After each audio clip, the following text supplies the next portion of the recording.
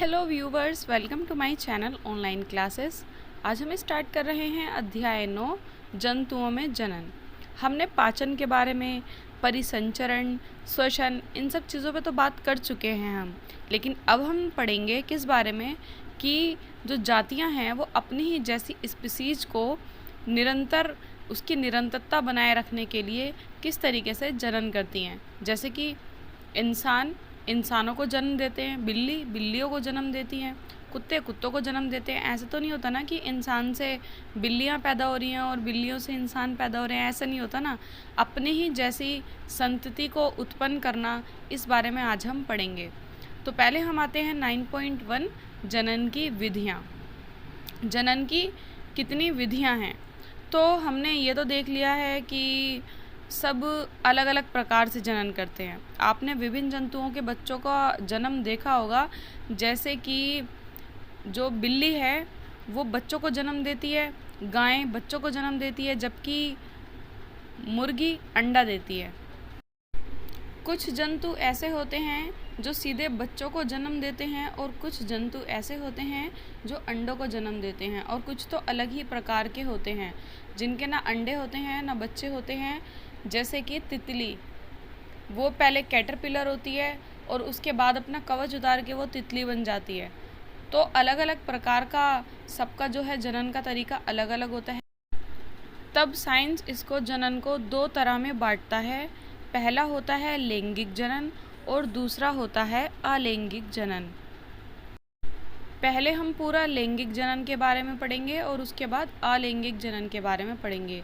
तो लैंगिक जनन जैसे कि मनुष्यों में और जितने भी जंतु हैं उन सब में, जितने भी कीड़े मकोड़े हैं ज़्यादातर उन सब में पाया जाता है। जबकि अलैंगिक जनन ऐसे चीज़ों में पाया जाता है जिनको हम आँखों से नहीं देख सकते, जैसे जिनको हमें माइक्रोस्कोप से देखना होता है। तो पहले हम खैर लैंगिक जनन के बारे में बात कर लेते हैं। तो आपने कक्षा 7th में पौधों में जनन के विषय में पढ़ा था। आप याद कीजिए कि पौधों में भी हमने ये पढ़ा था कि उसमें दो पार्ट्स पाए जाते हैं। एक ही पौधे में दो पार्ट्स पाए जाते हैं, जिसमें से एक नर होता है और दूसरा मादा होता है। कहने का मतलब ये है कि लैंगिक जनन के लिए दो लोगों की आवश्यकता होती है, एक नर एक मादा, मेल और फीमेल। वैसा ही जंतुओं में भी होता है। जंतु में जितने भी मनुष्य हैं, जितने भी जंतु हैं, वो सारे आते हैं। सब में एक नर और एक मादा की ज़रूरत होती है। नर में अलग कोशिकाएं होती हैं और मादा में अलग कोशिकाएं होती हैं, जिनको हम एकल कोशिका कहते हैं। वो दोनों कोशिकाएं मिलकर एक नए बच्चे का निर्माण करती हैं।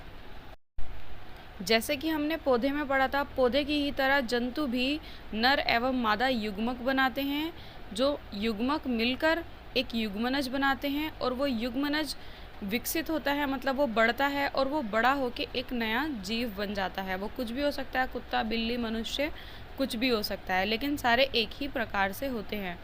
इस प्रकार का जो जनन है जिसमें नर और मादा मिलकर युग्मक बनाते हैं, ठीक है, नर और मादा के मिलने से युग्मक बनता है और युग्मनज विकसित होकर एक नया जीव बनता है। इस प्रकार का जो जनन है उसे हम लैंगिक जनन कहते हैं। ये इम्पोर्टेंट है, इसको आप नोट कर लीजिएगा, क्योंकि पूछा जाता है कि लैंगिक जनन किसे कहते हैं। ठीक है, जिसमें नर और मादा दोनों मिलकर युग्मक बनाते हैं, उसको हम लैंगिक जनन कहते हैं। वैसे तो लैंगिक जनन के बहुत सारे उदाहरण हैं, लेकिन हम मनुष्य हैं तो पहले मनुष्य पर ही स्टडी कर लेते हैं। पहले हम जानेंगे कि मनुष्यों में, मतलब इंसानों में, लैंगिक जनन किस प्रकार होता है। तो देखिए, सबसे पहले हम नर जनन अंग के बारे में पढ़ेंगे। मनुष्य में भी दो तरह के प्राणी होते हैं, एक नर होता है और एक मादा होती है। तो पहले हम नर जनन अंग के बारे में पढ़ेंगे। तो नर जनन अंगों में एक जोड़ा वृषण होता है, ठीक है, मतलब दो वृषण होते हैं। एक जोड़ा मतलब दो शुक्राणु नलिका होती हैं तथा एक शिशन होता है, जिसको लिंग कहते हैं। वृषण नर युग्मक उत्पन्न करते हैं जिन्हें शुक्राणु कहते हैं। ठीक है, वृषण के अंदर शुक्राणु होते हैं, और शुक्राणु लाखों, करोड़ों, इनफैक्ट करोड़ों की तादाद में होते हैं, और वो इतने ज़्यादा छोटे होते हैं कि उनको माइक्रोस्कोप से ही देख सकते हैं। वो भी अद्भुत, बहुत ही अलग माइक्रोस्कोप से, नॉर्मल से भी नहीं। वो बहुत ज़्यादा छोटे होते हैं और करोड़ों की संख्या में होते हैं। यहाँ पे जैसे कि आप देख सकते हैं, ये है शुक्राणु नलिका, यहाँ से शुक्राणु जाते हैं। यहाँ पे आप देखिए, ये है वृषण, ये जो गोल अंडे जैसा दिखाई दे रहा है ये है वृषण, और इसके अंदर लाखों करोड़ों शुक्राणु होते हैं, और शुक्राणु ये जो साइड में 2 पाइप जा रहे हैं, इन पाइपों से जाते हैं। शुक्राणु आकार में कैसा होता है ये हम यहाँ पर देख सकते हैं। ये कुछ इस प्रकार का होता है, ये इसका मध्य भाग होता है। ये ऊपर रेड कलर में सिरा होता है, मतलब इसका सिर होता है, और ये लास्ट में पूंछ। ठीक है, ये करोड़ों की तादाद में होते हैं, लेकिन कोई एक शुक्राणु ही अंडे को निषेचित कर पाता है। इसके बाद हम आते हैं मादा जनन अंग पर। मनुष्य में मादा जनन अंग कुछ इस प्रकार का दिखाई देता है। ये दोनों तरफ जैसे कोई हाथ उठाए हुए खड़ा है, दोनों हाथ टाइप की ये नलिकाएं होती हैं, और ये जो गोल गोल आलू जैसे दिखाई दे रहे हैं ये अंडाशय होते हैं। इसके अंदर ही अंडे बनते हैं, और ये गर्भाशय होता है जहाँ पे बच्चा ठहरता है, और ये अंडवाहिनी होती है जहाँ पर निषेचन होता है, पर यहाँ पर बच्चा बनता नहीं है। यहाँ पर सिर्फ निषेचन होता है और ट्यूब से बच्चा गर्भाशय में चला जाता है। ये आपको चित्र बनाने के लिए आ सकता है पेपर में, तो आपको इसके ये 2-3 नाम याद कर लेने हैं और इसकी शेप देख लेनी है कि किस तरीके से बनता है। चाहे मादा जनन अंग हो या फिर नर जनन अंग हो, दोनों में से कोई भी आपको पेपर में आ सकता है। अब हम निषेचन के बारे में पढ़ते हैं कि निषेचन किस प्रकार होता है, मतलब जो शुक्राणु है वो अंडे से किस प्रकार मिलता है। तो जनन प्रक्रम का पहला जो चरण है वो यही है कि शुक्राणु अंडे से मिलता है। उसमें लाखों करोड़ों शुक्राणु होते हैं, लेकिन उनमें से कोई एक शुक्राणु ही अंडे से जाकर मिलता है, और बाकी शुक्राणुओं का क्या होता है, वो सब मर जाते हैं। जब शुक्राणु अंडाणु के संपर्क में आता है तो इनमें से एक शुक्राणु अंडे के साथ मिल जाता है, जिसे क्या कहते हैं, निषेचन कहते हैं। ये इम्पोर्टेंट है कि निषेचन किसे कहते हैं, तो आप बता सकते हैं कि जब शुक्राणु अंडे के साथ संलयित हो जाता है या मिल जाता है तो उसे निषेचन कहते हैं। निषेचन के समय शुक्राणु और अंडाणु संलयित होकर एक हो जाते हैं, मतलब ना फिर हम उसे शुक्राणु कह सकते हैं ना फिर हम उसे अंडाणु कह सकते हैं। वो दोनों मिल जाते हैं और फिर वो क्या हो जाते हैं, निषेचन हो जाता है, उसका बन जाता है युग्मनज। फिर हम उसको अंडाणु और शुक्राणु नहीं कह सकते, फिर हम उसको युग्मनज कहते हैं।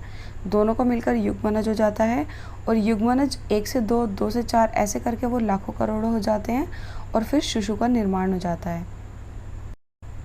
इसमें आप यहाँ से अंडरलाइन कर लीजिए कि जनन प्रक्रम का पहला चरण शुक्राणु और अंडाणु का संलयन है।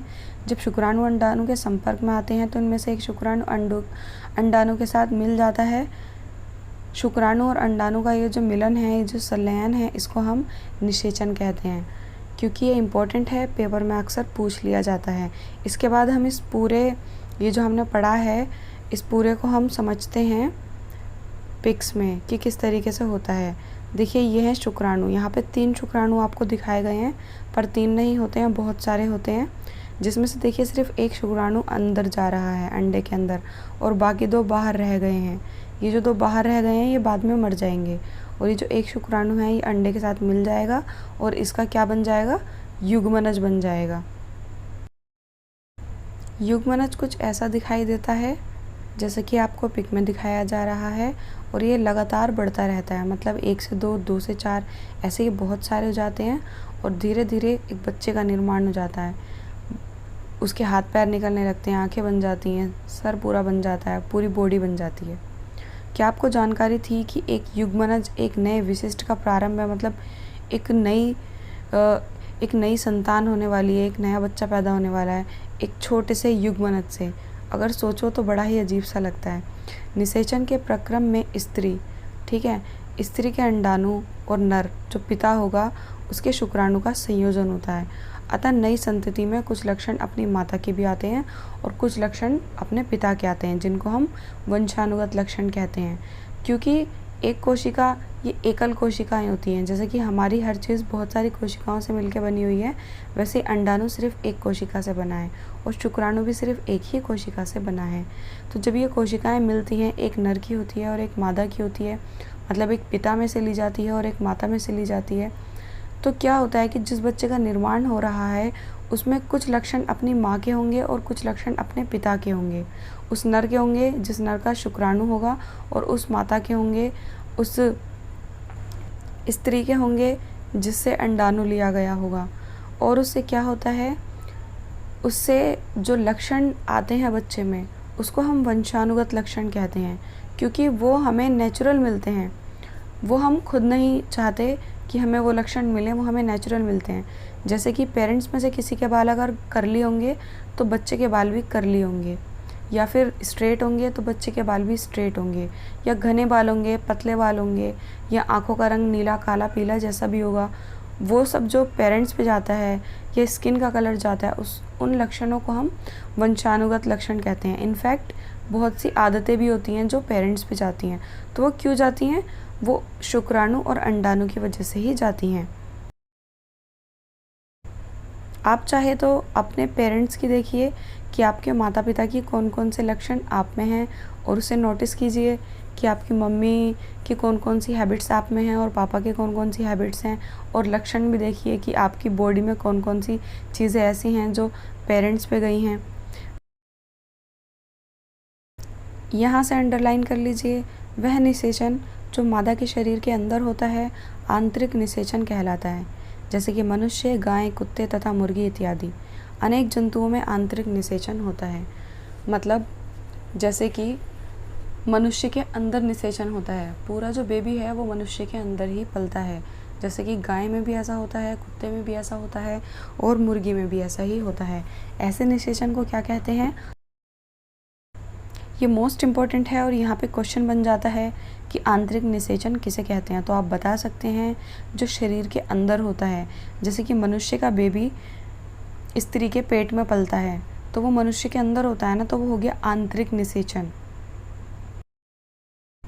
इसी के साथ हम ये भी पढ़ लेते हैं 8th क्लास के लिए, ये बिल्कुल नया टॉपिक है, परखनली शिशु, जिसको हम इंग्लिश में टेस्ट ट्यूब बेबी कहते हैं। आप इस पे और भी बहुत सारी वीडियोस देख सकते हैं, यूट्यूब पर होंगी। आप टेस्ट ट्यूब बेबी या IVF करके उसको निकाल सकते हैं वहाँ से, और आप वीडियो देख सकते हैं। इसमें होता क्या है, जो स्त्रियाँ होती हैं उनकी अंडवाहिनी ख़राब हो जाती है, जिसकी वजह से क्या होता है, निषेचन नहीं हो पाता। मतलब स्त्री बच्चा पैदा कर सकती है और उसके अंदर बच्चा बन भी सकता है, लेकिन शुक्राणु और अंडाणु का जहाँ पर मिलन होता है, ठीक है, जहाँ पे शुक्राणु और अंडाणु मिलते हैं, वो वाली जो जगह है वो बंद हो जाती है, इसलिए निषेचन नहीं हो पाता। इसलिए डॉक्टर क्या करते हैं, निषेचन शरीर के बाहर करवाते हैं। जैसे एकदम ताज़ा अंडाणु लेते हैं महिला से और एकदम ताज़ा शुक्राणु लेते हैं पिता से, और उसका जो निषेचन है एक परख नली में करवाते हैं, एक ट्यूब में करवाते हैं। और जब उसमें निषेचन हो जाता है और वह युग्मनज बन जाता है, कम से कम 1 हफ्ते तक ऐसा उसमें करवाते हैं, तो उसको मशीनों में रखा जाता है।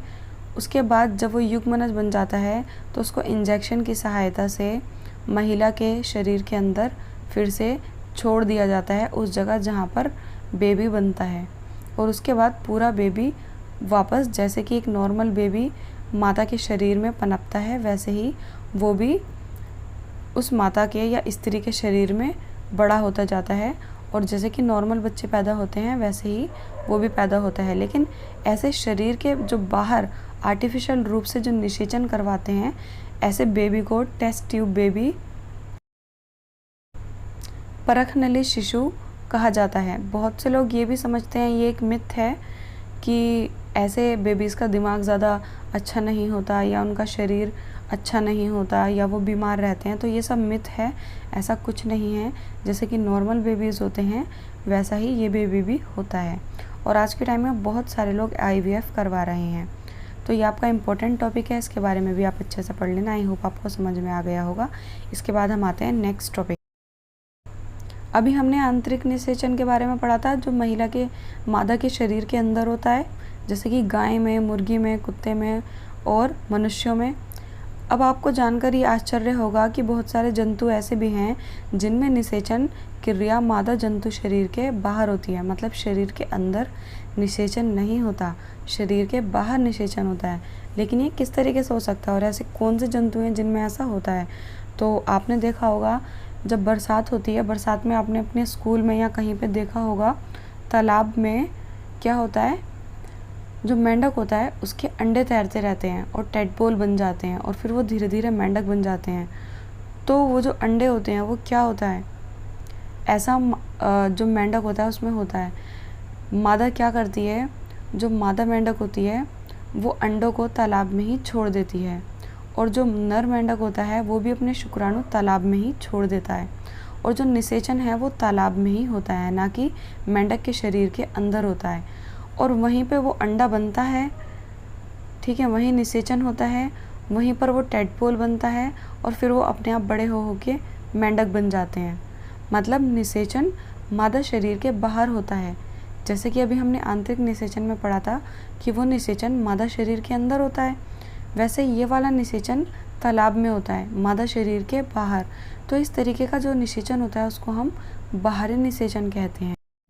यहाँ पर आप पिक में देख सकते हैं मेंढक के अंडे कुछ ऐसे दिखाई देते हैं, ये जेली टाइप के। और मैंने सच में ये अंडे देखे हैं स्कूल टाइम में। हमारे स्कूल में जब पानी भर जाता था कहीं कहीं गड्ढों में, छोटी छोटी जगहों में, तो उसमें ये अंडे आ जाते थे। लेकिन जिन बच्चों की आई साइड वीक है उनको शायद ना दिखाई दें, बहुत ज़्यादा गौर से देखने पड़ते हैं ये पानी के अंदर, तो ऐसे ये जेली टाइप के दिखाई देते हैं। और ये जो होता है इसके ऊपर ये जेली सी जो है ये इसका सुरक्षा कवच है। जैसे कि मुर्गी के अंडे पे वाइट कलर का कवच होता है, वैसे इसके ऊपर ये जेली जैसा है। इसको यहाँ से अंडरलाइन कर लीजिए कि इस प्रकार का जो निषेचन होता है जिसमें नर एवं मादा युग्मक का जो संलयन है, उनका जो मिलन है वो मादा शरीर के बाहर होता है। जैसे कि मछली में होता है और बहुत सारे पानी में रहने वाले प्राणी हैं, और जैसे कि हमने मेंढक में पढ़ा है इसमें होता है।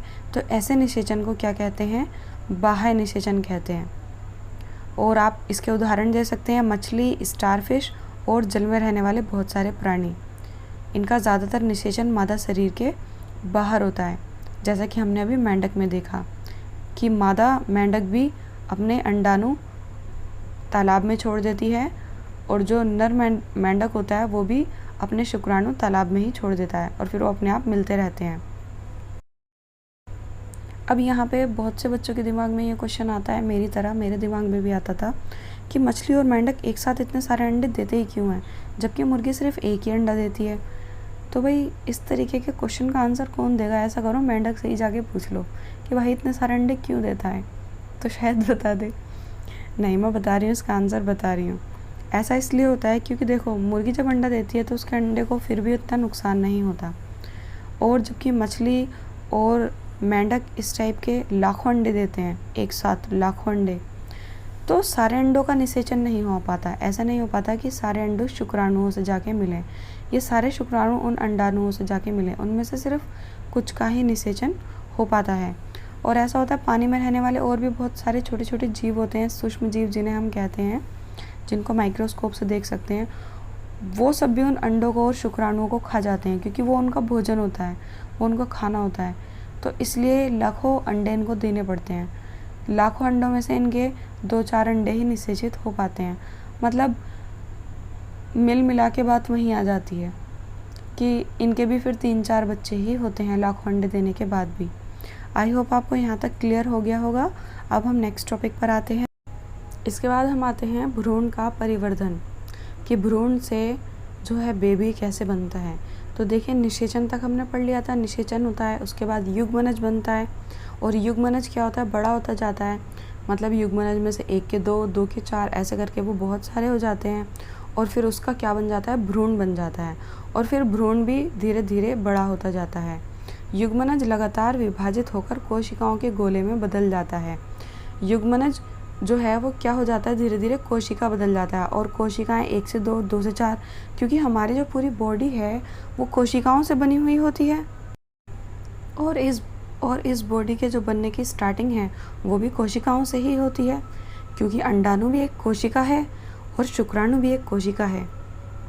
दोनों कोशिकाएं मिलकर नई कोशिकाओं का निर्माण करती हैं, और फिर वो कोशिकाएं बहुत सारी हो जाती हैं, समूह बन जाता है, और उसका भ्रूण बन जाता है। और भ्रूण गर्भाशय में उसकी दीवार पे जाके चिपक जाता है, गर्भाशय की दीवार पर, और वहीं पर बच्चे का विकास होता है। धीरे धीरे विभिन्न शारीरिक अंग भी निकलने लगते हैं भ्रूण के, जैसे कि हाथ, पैर, आँख, कान, ये सारी चीज़ें भी बन जाती हैं। और भ्रूण की वह अवस्था जिसमें सभी शारीरिक भागों की पहचान हो सके उसे गर्भ कहते हैं। ये भी आपको अंडरलाइन कर लेना है क्योंकि यहाँ पे क्वेश्चन बनता है गर्भ किसे कहते हैं। तो देखिए, हम ऐसे नहीं कि कोई 2 मंथ प्रेगनेंसी है या फिर 1 मंथ की कोई प्रेग्नेंट है तो हम उसको कह सकते हैं कि वो गर्भ है। गर्भ हम तभी कहेंगे जब उसके शारीरिक भाग निकल आते हैं, जैसे कि हाथ पैर आँखें ये सारी चीज़ें बन जाती हैं, तब हम उसको गर्भ कहते हैं। जब गर्भ का विकास पूरा हो जाता है तो माँ एक नवजात मतलब एक नए बच्चे को, एक छोटे से बच्चे को जन्म देती है। बच्चा माँ के पेट में कुछ इस तरीके से दिखाई पड़ता है जैसे कि आपको यहाँ पे चित्र में दिखाया जा रहा है। और ये जो पिंक कलर की लाइन है, एक मोटी थिक सी लाइन है, ये इसे गर्भाशय कहते हैं।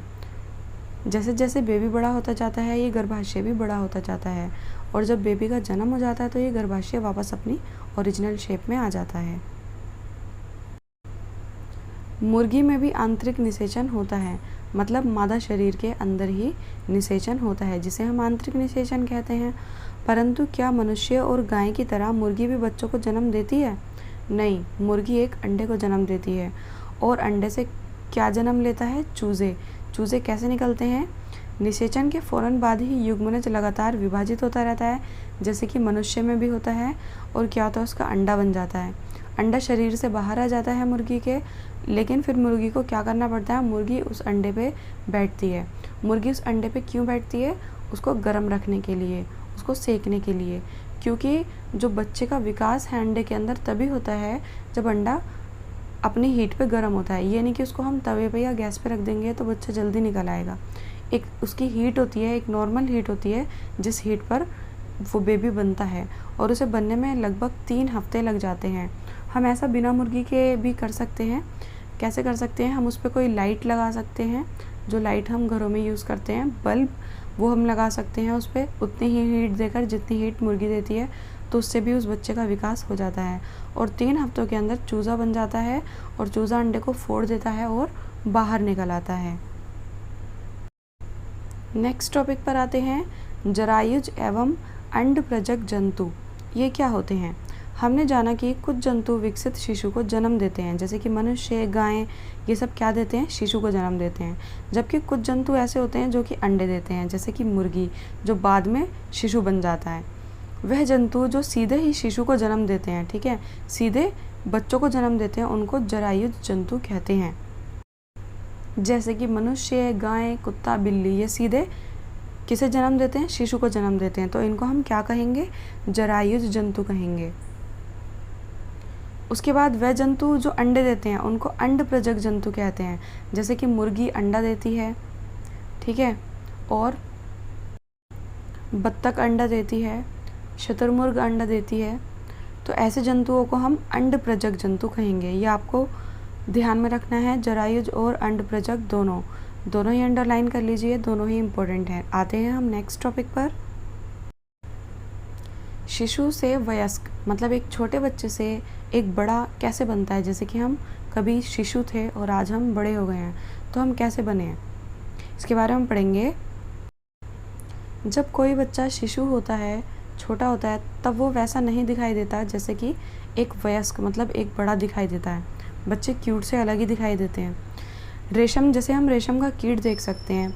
रेशम का कीट पहले अंडा होता है, उसके बाद लार्वा बनता है, फिर इल्ली बनती है, इल्ली के बाद प्यूपा बनता है और उसके बाद वो रेशम का कीट बनता है। इतनी बार वो चेंज होता है। ऐसे ही आप मनुष्य में भी देख सकते हैं, पहले वो शिशु होता है, 10 साल का वो अलग दिखाई देता है, अपनी टीनेज में वो अलग दिखाई देता है, ठीक है, उसके बाद युवा अवस्था में अलग दिखाई देता है और बूढ़ी अवस्था में अलग दिखाई देता है। वैसे ही हर किसी में होता है। मेंढक के अंडों में भी आप देख सकते हैं कि पहले क्या होता है, पहले अंडे होते हैं और उसके बाद वो टेडपोल बनते हैं, और टेडपोल तो लगते भी नहीं है, वो मछली जैसे लगते हैं, वो लगता भी नहीं है कि मेंढक बन जाएंगे। पता है, जब हम स्कूल टाइम में थे ना, तो हम उनका हाथ में ले लिया करते थे मछली समझ के। फिर एक बार मैम ने बहुत बुरे तरीके से डांटा कि बच्चों ये मछली नहीं है और ये टेडपोल है और ये गंदे हैं, और इनफैक्ट आपको मछली भी हाथ में नहीं लेनी चाहिए, क्योंकि वहाँ पे जो पानी भरा हुआ था, स्कूल में एक छोटी सी जगह थी, वहाँ पानी भरा हुआ था, वहाँ टेडपोल हो गए थे और सारे बच्चे वहाँ पे हाथ में उनको लेते रहते थे पानी को कि ये मछली है, ये मछली है, बिल्कुल मछली जैसे दिखाई देते हैं। उसके बाद वो जो टेडपोल हैं उनके हाथ पैर निकल आते हैं और वो क्या बन जाते हैं, एक वयस्क मेंढक, जैसे कि एक बड़ा मेंढक होता है। इसका चित्र भी पेपर में बहुत बार पूछा जाता है, मेंढक का जीवन चक्र। तो देखिए, पहले मेंढक के अंडे होते हैं, ये जैसे पत्तों पे चिपके हुए दिखाई दे रहे हैं। पहले अंडे होते हैं, अंडों के बाद बनता है आरंभी टेडपोल। ठीक है, अंडों के बाद क्या बनता है, आरंभी टेडपोल। टेडपोल कुछ इस प्रकार का दिखाई देता है। उसके बाद टेडपोल, ये टेडपोल है। इसके बाद टेडपोल बड़ा हो जाता है, उसकी पूंछ निकल आती है, वो कुछ इस प्रकार का दिखाई देता है, मछली जैसा। इस शेप में बहुत ज़्यादा, ये इतना बड़ा नहीं होता, बहुत ही छोटा सा होता है, बहुत ही ज़्यादा छोटा, नन्हा सा। उसके बाद इसके हाथ पैर निकल आते हैं और एक ये बड़े मेंढक जैसा बन जाता है। तो इसका जीवन चक्र आपसे पेपर में पूछा जाता है, आप बता सकते हैं। हमने लैंगिक जनन के बारे में तो पढ़ लिया, जिसमें नर और मादा दो की ज़रूरत होती है। अब तक हम लैंगिक जनन के बारे में ही पढ़ रहे थे। इसके बाद हम आएंगे अलैंगिक जनन पर, जिसमें नर और मादा दो की ज़रूरत नहीं होती, अकेला ही काफ़ी है। तो ये जो अलैंगिक जनन होता है, ये ज़्यादातर उन जंतुओं में होता है जो अत्यंत छोटे होते हैं, बहुत ही ज़्यादा छोटे होते हैं। इतने छोटे होते हैं कि हमें माइक्रोस्कोप से देखने पड़ते हैं। ठीक है, जैसे कि हम हाइड्रा के बारे में देखते हैं, ये बहुत ही छोटा होता है। हाइड्रा ये एक सूक्ष्म जीव है, माइक्रो ऑर्गेनिज्म है ये सूक्ष्म जीव, जिसको हम सिर्फ माइक्रोस्कोप से देख सकते हैं। इसमें क्या होता है, इसमें नर और मादा दोनों एक ही प्राणी में होते हैं, दो अलग अलग लोगों की ज़रूरत नहीं है। तो हाइड्रा में जो बेबी पैदा होते हैं, हम इसका बेबी कह सकते हैं, उसको कहते हैं मुकुलन। ये जो साइड से ये एक बम्प सा निकल रहा है और उसके बाद वो बम्प बड़ा हो रहा है, इसको कहते हैं मुकुलन। ठीक है, इसको हम कहेंगे हाइड्रा में मुकुलन। यहाँ से आप इसे अंडरलाइन कर लीजिए। इस प्रकार के जनन को, जिसमें केवल एक ही जनक नए जीव को जन्म देता है, अलैंगिक जनन कहते हैं, जैसे कि हाइड्रा में मुकुलन। फॉर एग्जांपल हाइड्रा में मुकुलन, या फिर हम बता सकते हैं अमीबा। अमीबा का भी एग्जांपल हम दे सकते हैं। अलैंगिक जनन में हम अमीबा को देखते हैं। इसका चित्र भी पेपर में बनाने के लिए आ जाता है और बहुत ही इजी होता है, टेढ़ा मेढ़ा कैसा भी बना दीजिए, बीच में सिर्फ केंद्रक बनाना होता है। अमीबा में भी क्या होता है, अमीबा भी सिर्फ एक कोशिका होती है, एक कोशिका का जीव बना हुआ। सोचिए कोशिका कितनी छोटी होती है, और ये सिर्फ एक कोशिका से बना हुआ होता है। क्या होता है, इसका केंद्रक धीरे धीरे बड़ा हो जाता है और बीच में से डिवाइड हो जाता है, और फिर ये दो पार्ट्स में डिवाइड हो जाता है, और फिर एक जीव से दो जीव ये बन जाते हैं।